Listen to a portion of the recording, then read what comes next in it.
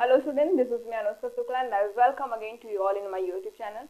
तो आज के इस लेक्चर में हम लोग डायमेंशन और बेसिस पे बेस्ड जितने भी इंपॉर्टेंट थ्योरी चैप्टर क्वेश्चन हैं हम सबको इस लेक्चर में पूरा का पूरा कवर करेंगे। ठीक है, तो बने रहिए मेरे साथ। चलिए वीडियो की स्टार्टिंग करते हैं। तो देखिए, वेरी इंपॉर्टेंट क्वेश्चन हमारे सामने गिवन है इसमें कि so that every finitely generated vector space has a basis.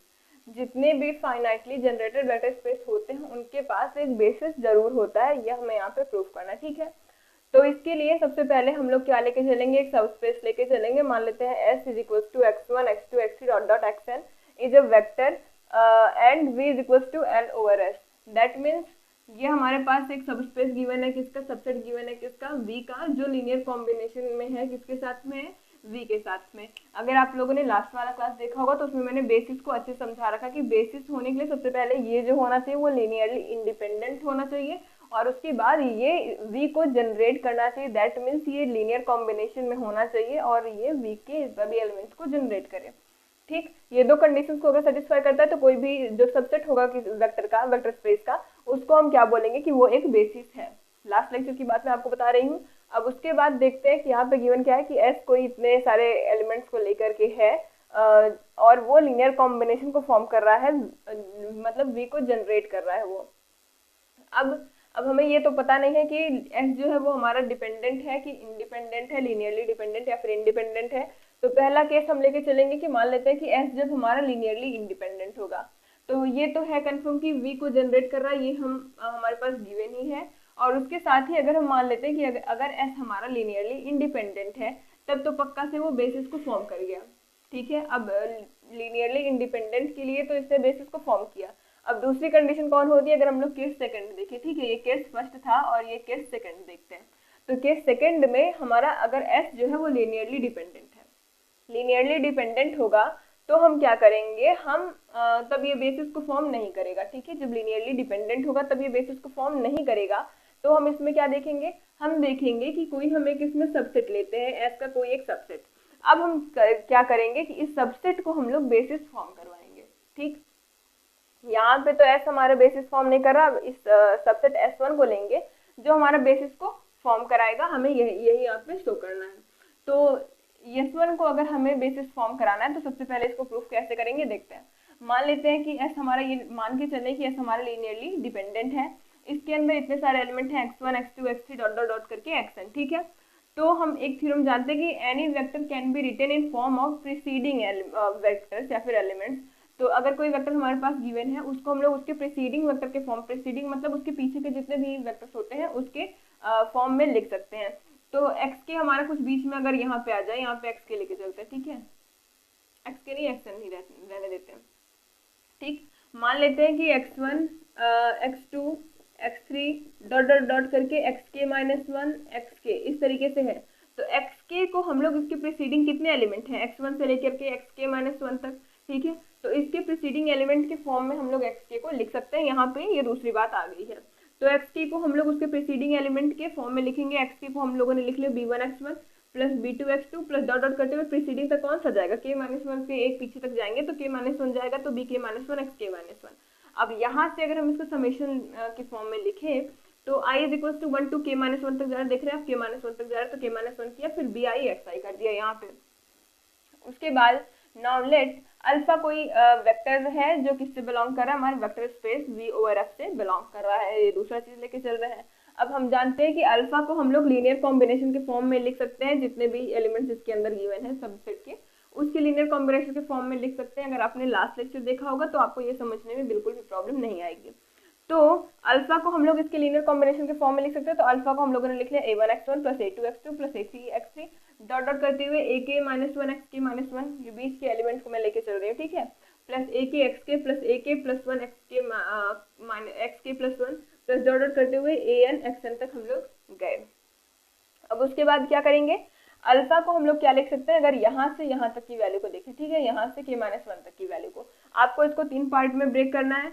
xk को अकेला छोड़ना है, उसके बाद xk प्लस वन से xn तक आपको जाना है, पहले 1 से k माइनस वन तक जाना है, फिर इसको अकेला छोड़ देना है, उसके बाद उस तक जाना है। ठीक, तो इसको हम लोग लिख सकते हैं k माइनस वन मतलब i की वैल्यू 1 से लेकर के k माइनस वन तक जा रही है, देख रहे हैं 1 1 2 2 3 3 ऐसे करते हुए k माइनस वन तक जा रही है।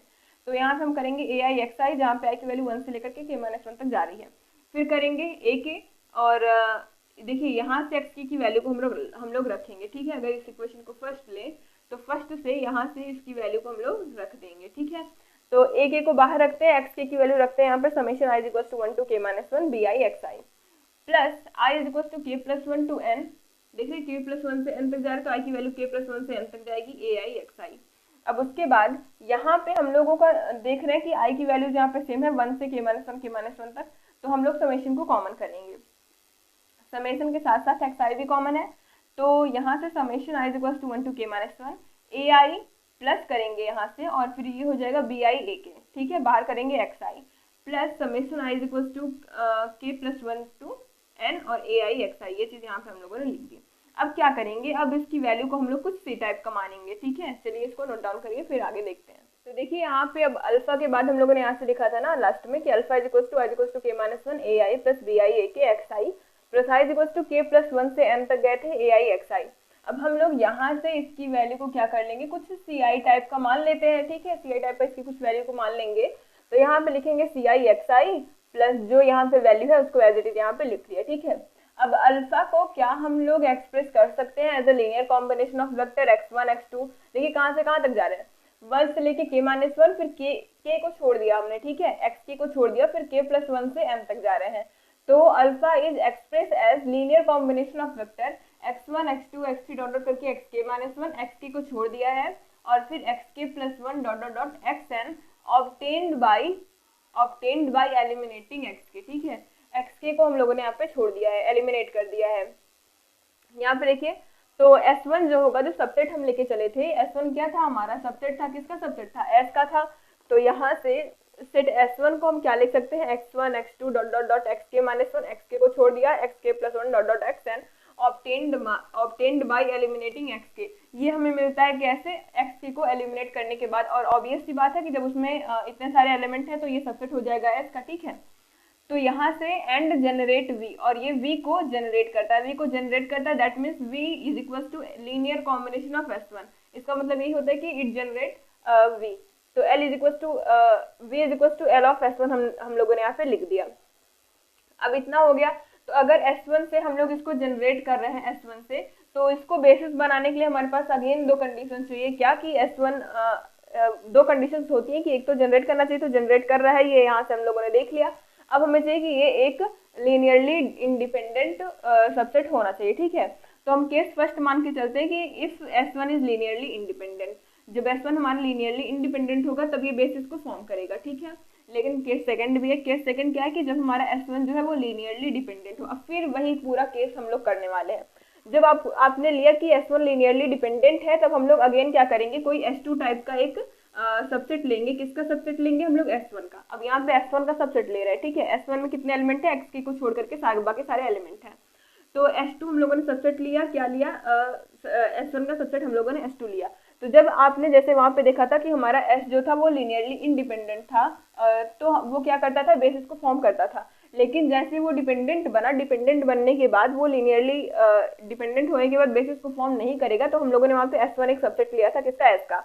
इसी तरीके से जब ये भी जनरेट किया, ये सारा प्रोसेस जनरेटिंग का था, तो जब ये जनरेट किया तो उसके बाद इसको बेसिस बनाने के लिए या तो ये लीनियरली इंडिपेंडेंट होना चाहिए बेसिस बनाने के लिए। तो पहला केस लिए जब ये लीनियरली इंडिपेंडेंट था तो ये बेसिस फॉर्म किया। उसके बाद जब S1 जो है वो लीनियरली डिपेंडेंट हो गया, तो हम क्या करेंगे, फिर वही प्रोसेस करेंगे, इसके अंदर से एक एलिमेंट को, मतलब सबसेट को लेंगे हम लोग S1 के अंदर से। अब मान लेते हैं कि xk + 1 जो है ये अपने सभी प्रीसीडिंग एलिमेंट का, वही जो मैंने आपको बताया था थ्योरम होता है कि जो भी वेक्टर्स होते हैं वो अपने प्रीसीडिंग वेक्टर के फॉर्म में लिखे जा सकते हैं। तो xk + 1 को हम लोग उसके प्रीसीडिंग एलिमेंट, प्रीसीडिंग वेक्टर्स कौन कौन से हैं, ये सिर्फ यहीं तक जाएगा, यहाँ तक नहीं आएगा, ठीक। तो xk + 1 को हम लोग इसके प्रीसीडिंग वेक्टर्स के फॉर्म में लिख सकते हैं, b1x1 + b2x2 + bk - 2 xk - 2, ठीक है। अब यहाँ पे हम लोग k - 2 तक जाएंगे, क्योंकि यहाँ पे -1 रहेगा, k - 1, ठीक। xk के पहले कौन सा आता है, xk की इधर था हम लोग का xk - 1, तो हम लोग xk - 1 तक जाएंगे, ठीक। तो यहाँ पे हम लोग को xk - 1 को एलिमिनेट करना है। पहले हम लोगों ने xk को एलिमिनेट किया तो हम लोग को ये सबसेट मिला। अब xk - 1 को करेंगे तो हमें S2 मिलेगा, ठीक है। तो एक्स के माइनस वन को हम लोग क्या लिख सकते हैं, b1x1 plus b2x2 plus b3x3 dot dot करते हुए b के माइनस टू, मतलब इसके पीछे कौन सा आएगा, के माइनस टू आएगा, एक्स के माइनस टू, ठीक है। अब उसके बाद अगेन हम लोग अल्फा लेंगे, अल्फा जो हमारा बिलोंग करेगा किसमें, v से बिलोंग करेगा, ये हो जाएगा a1x1 a2x2 dot dot dot करते हुए a के माइनस वन एक्स के माइनस वन, ठीक है। अब xn तक जाएंगे हम लोग, इसमें x के नहीं आएगा, आपको ये ध्यान में रखना है। x के क्यों नहीं आएगा, क्योंकि जो हम लोगों ने जिसका सबसेट लिया है उसके अंदर x के हमें देखने को नहीं मिल रहा, तो यहाँ पे x के माइनस टू आएगा, यहाँ से x के प्लस वन हो जाएगा, x के प्लस वन b के प्लस वन, लेकिन x के नहीं आएगा। अब उसके बाद जैसे हम लोग लीनियर इस तरीके से जो नहीं करते थे वही सारा प्रोसेस अब इसमें भी आगे कर देना, ठीक है। उसके बाद हमें क्या मिल जाएगा, x2 के अंदर इतने सारे एलिमेंट हैं, x2 जो होगा वो लीनियर कॉम्बिनेशन में जनरेट करेगा किसको, v को, ठीक है। यहाँ से आप समझ रहे हैं, समेशन ले लेना है इसका यहाँ से यहाँ तक, उसके बाद इसका यहाँ से यहाँ तक के माइनस टू तक इसका लीनियर कॉम्बिनेशन समेशन लेना है, उसके बाद इसको छोड़ देना है, उसके आगे से इधर लेना है, तो वही सारा प्रोसेस इधर वाला ही आ जाएगा, ठीक है। बस यहाँ पे के माइनस टू हो जाएगा, ठीक है, यहाँ से के माइनस टू और यहाँ से के प्लस वन ही रहेगा। तो उसके बाद क्या हो जाएगा, उसके बाद आपको लिख देना कि H2 के अंदर इतने सारे एलिमेंट होंगे और ये जनरेट करेगा V को, और ये चीज ऑब्टेन्ड बाय एलिमिनेटिंग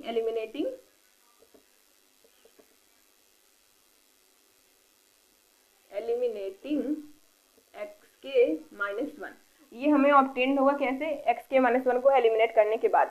इसी तरीके से अब इसमें भी केस फर्स्ट आएगा, केस फर्स्ट कब, जब H2 हमारा क्या हो जाएगा, लीनियरली इंडिपेंडेंट, तब ये बेसिस फॉर्म करेगा, ठीक है। उसके बाद केस सेकंड, जब H2 हमारा क्या हो जाएगा, लीनियरली डिपेंडेंट, तभी बेसिस को फॉर्म नहीं करेगा, तब हम लोग लेंगे x3 is subset of x2। बस आपको यहीं पे प्रोसेस छोड़ देना है और उसके बाद लिख देना है एंड सो ऑन, ये प्रोसेस जारी रहेगा। लास्ट में क्या लिखना है, at last we get sp, हम लोग कोई एक sp लेंगे जो सबसेट होगा किसके, लास्ट वाले जो हमको मिलेगा सबसेट, उसका जो सबसेट होगा वो क्या हो जाएगा, सिंगल एलिमेंट होगा उसके अंदर, ठीक है। ऐसे करते हुए घटते हुए जब तक हम लोग चले आएंगे तो लास्ट में उसके अंदर सिर्फ x1 बच जाएगा, ठीक।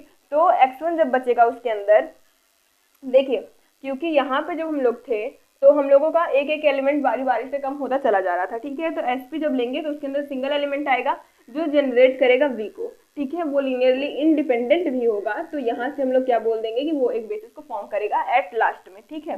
तो कितना भी बड़ा सेट हमारे पास क्यों ना आ जाए, उसके पास एक ना एक बेसिस होता जरूर है, तो यहाँ से इसके पास बेसिस आ गया लेकिन लास्ट में है, ठीक है। तो आपको यही इतना प्रूफ करना है, बस आपको एक बार प्रैक्टिस करनी की किस तरीके से किया गया पूरा प्रोसेस।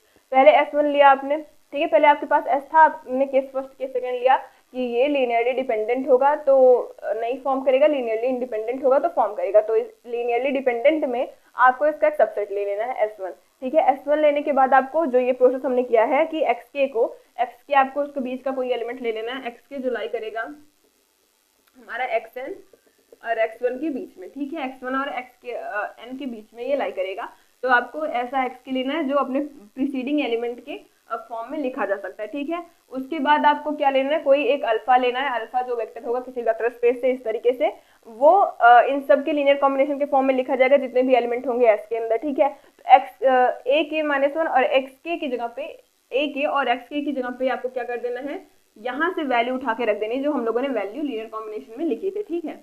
तो ये इसी प्रोसेस से पूरा आपको सॉल्व करना है, लास्ट में आपको लिख देना है एंड सो ऑन, इस तरीके से जब S3 S2 पे जाएंगे। अगर आप चाहें तो आप यहाँ से भी कर सकते हैं, S2 वाले से भी, ठीक है। यहाँ पे आपने दिखा दिया कि हमें we take S2 subset of S1, यहाँ से भी आप कह सकते हैं कि इसको हम लोग और आगे करते चले जाएंगे तो ये सारा प्रोसेस होगा and at last we get single element which is linearly independent and generate v, तो ये क्या हो जाएगा, हमारा बेसिस हो जाएगा।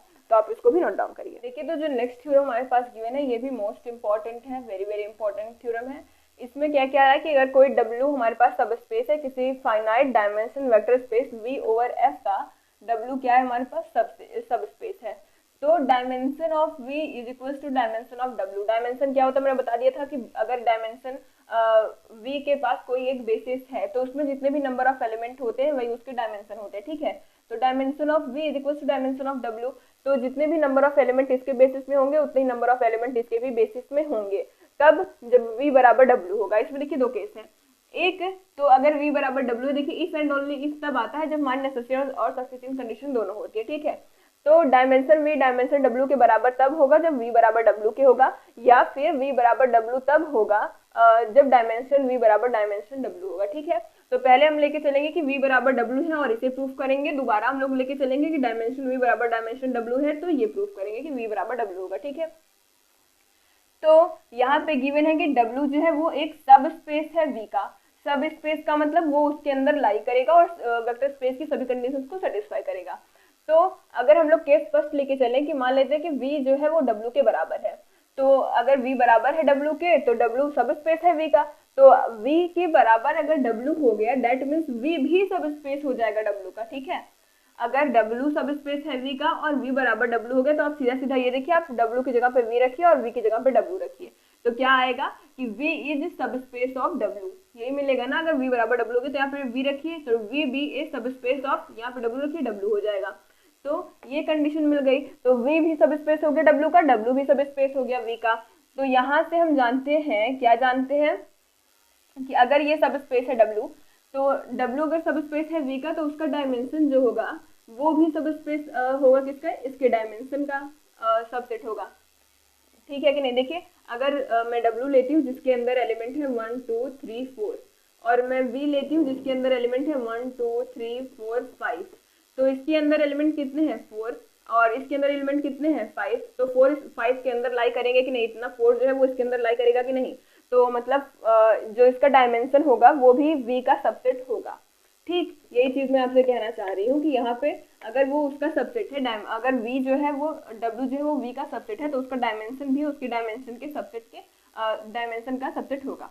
ठीक, उसके बाद अगर v जो है वो सब स्पेस है v का, तो डायमेंशन v सब स्पेस हो जाएगा किसका, डायमेंशन v सबसेट हो जाएगा किसका, डायमेंशन w के। वही चीज यहाँ पे भी हो गई, डायमेंशन w सबसेट हो गया डायमेंशन v का और डायमेंशन v सबसेट हो गया डायमेंशन w का। और हमें पता है ये कब होता है, जब दोनों में नंबर ऑफ एलिमेंट सेम हो। अगर हम पढ़ते आ रहे हैं सेट में कि अगर a सबसेट है b का और b सबसेट है a का, तो a इक्वल हो जाता है b के।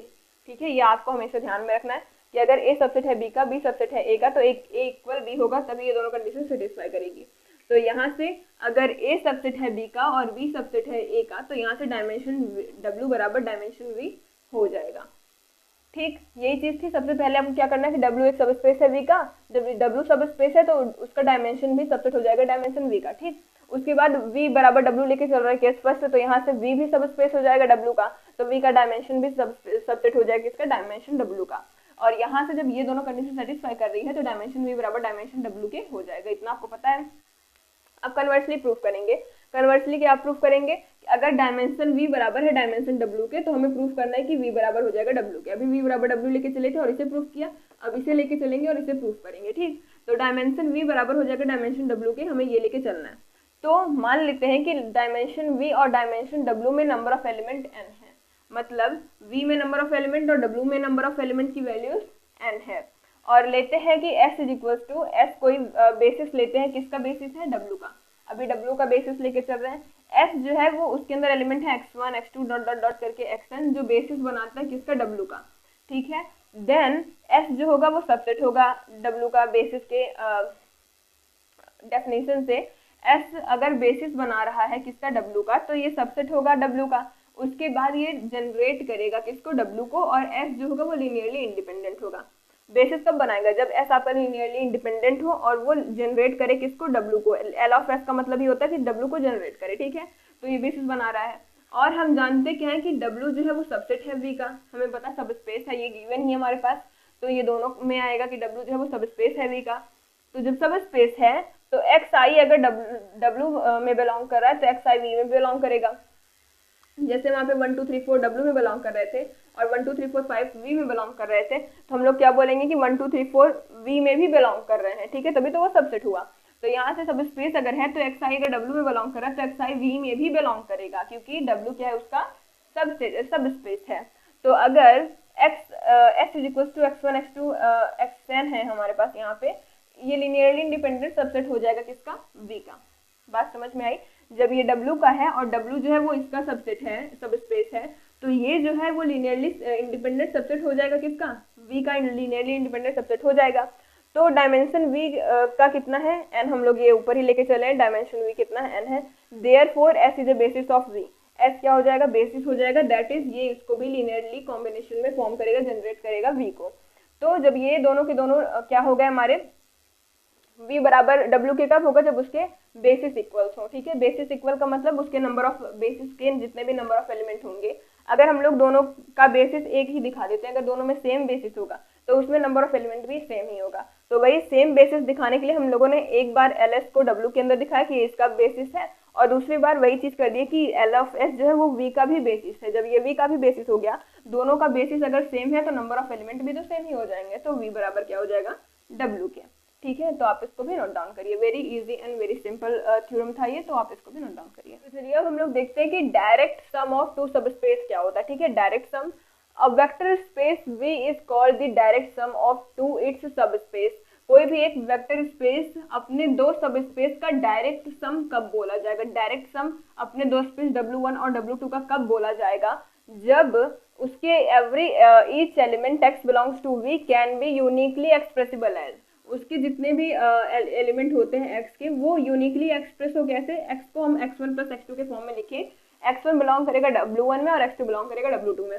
और इसको लिखने का तरीका किस तरीके से होता है, इसको can be written as, direct sum को हम लिखते हैं किस तरीके से, v लिखते हैं ऐसे, फिर W1 लिखा, यहाँ पे W2 लिखा, प्लस करके इसके ऊपर ऐसे सर्कल बना दिया, ये होता है डायरेक्ट सम का साइन। और इसके जितने भी एलिमेंट होते हैं, जैसे x इसके अंदर बिलोंग कर रहा है ना, तो आपको सीधा सीधा इस तरीके से लिखना है, W1 के अंदर कौन सा एलिमेंट होगा, x1 होगा, और W2 के अंदर कौन सा एलिमेंट होगा, x2 होगा। ठीक है, तो जब इसके एवरी एलिमेंट यूनिकली एक्सप्रेस हो इस फॉर्म में, ठीक है, तो हम उसे क्या बोलेंगे, direct sum of two subspaces. इसको भी आप नोट डाउन करिए। तो स्टूडेंट्स, आज की वीडियो में बस इतना ही। अभी हमारे 2-3 थ्योरम्स हैं जो कि बहुत ही ज़्यादा लंबे हैं, तो इस वीडियो में कर पाना पॉसिबल नहीं होगा, तो उसके लिए हम लोग नेक्स्ट वीडियो में उन सबको देखेंगे। तो अगर आपको ये वीडियो अच्छी लगती है तो लाइक करिएगा, अपने फ्रेंड ग्रुप में शेयर करना मत भूलिएगा, subscribe for more videos. Thanks for watching.